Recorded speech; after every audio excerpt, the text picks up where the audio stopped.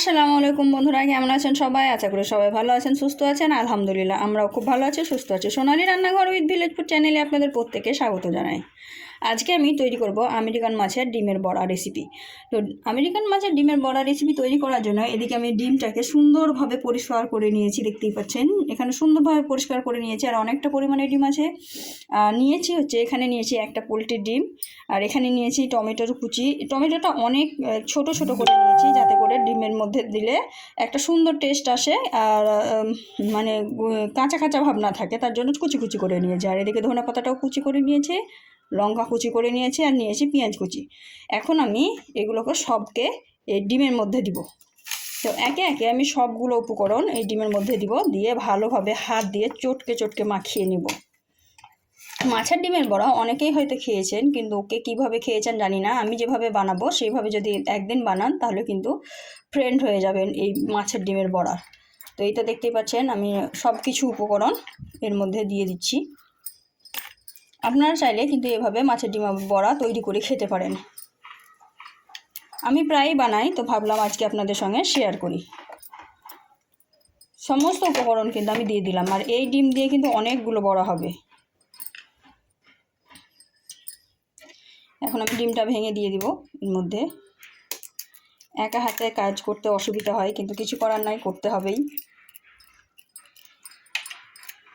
তো ডিমটা আমি ভেঙে দিয়ে দিলাম। এখন আমি এর মধ্যে অ্যাড করব কিছু শুকনো মশলা।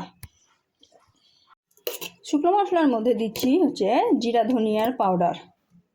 জিরা ধনিয়ার পাউডার দিয়ে দিলাম। এখন দিয়ে দিব হলুদ গুঁড়ো দিয়ে দিলাম। দিয়ে দিচ্ছি লঙ্কা গুঁড়ো। এখানে যেহেতু আমি কাঁচা লঙ্কা দিয়েছি তাই অল্প পরিমাণেই দিব। আর এদিকে দেবো স্বাদ মতো লবণ। বড়াতে কিন্তু অল্প পরিমাণে লবণ ব্যবহার করলেই হয়। তো যতটুকু আমার প্রয়োজন আমি ততটুকুই দিয়ে দিলাম। দিয়ে আমি এটাকে হাত দিয়ে চটকে চটকে মাখিয়ে নেব। এটা হাত দিয়ে মাখালেই সবথেকে বেশি ভালো হয়, একদম বেস্ট হয়। তো তার জন্য কিন্তু আমি হাত দিয়েই চটকে চটকে মাখিয়ে নিচ্ছি।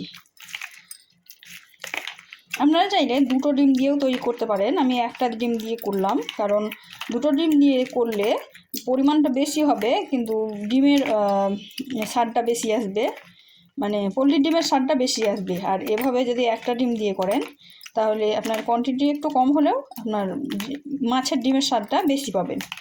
তো তার জন্য কিন্তু আমি একটা ডিম দিয়েই করেছি। আপনারা আপনাদের পরিমাণ অনুযায়ী করে নেবেন। এখানে অনেকটা পরিমাণে ডিম আছে, তবুও কিন্তু আমি একটা ডিম দিয়েই করেছি। আর এটা কিন্তু মাখাতে খুব বেশি সময় লাগে না। এটা আমি ভালোভাবে মাখিয়ে নিলাম হাত দিয়ে, এর থেকে বেশি মাখাতে হবে না। এটা একদম রেডি হয়ে গেল বড় করার জন্য। তো এখন আমি এটাকে ভেজে নেব। তো ভাজার জন্য কিন্তু আপনারা হাত দিয়েও বড়াটা করতে পারেন, আবার চাইলে কিন্তু চামচ দিয়েও করতে পারেন। তো আমি চামচ দিয়ে করব, তাহলে প্রত্যেকটা বড়া কিন্তু সুন্দরভাবে মাপ মতন হবে। এখন আমি একটা প্যান চাপিয়ে দিয়েছি আর তেল দিয়ে দিয়েছি আগে থেকে। তেলটা গরম হয়ে গেছে, এখন আমি চামচে করে দিয়ে দিব।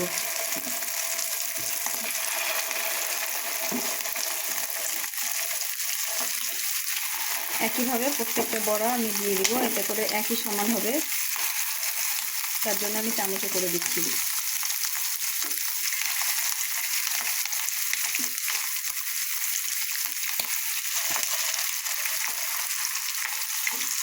বড়া ভাজতে খুব বেশি সময় লাগে না, আমি কিন্তু বড়াগুলো দিয়ে দিলাম।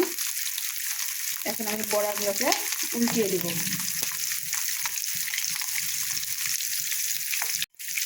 বড়াগুলো আমার এক সাইড হয়ে গেছে হালকা হালকা, এখন আমি এক সাইড উল্টিয়ে দেবো।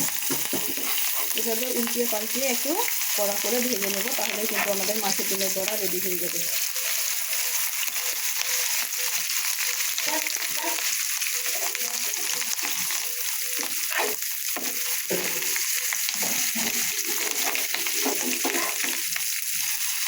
তো এভাবে আমি বড়াগুলো উল্টিয়ে দিলাম, আর একটু সময় নিয়ে নাড়াচাড়া করে ভেজে নেব, একটু কড়া কড়া করে। বড়াগুলো সুন্দরভাবে কালার করে ভেজে নিয়েছি আমি। দেখেন প্রত্যেকটা বড়া ভাজা হয়ে গেছে। এখন আমি বড়াগুলো একে একে তুলে নেব। সবগুলো ডিমের বড়া আমার ভাজা হয়ে গেছে, আর আমি সবগুলো ডিমের বড়া কিন্তু একটা প্লেটের মধ্যে তুলে নিয়েছি। ওই ডিম থেকেই কিন্তু অনেকগুলো বড়া হয়েছে, দেখতেই পাচ্ছেন।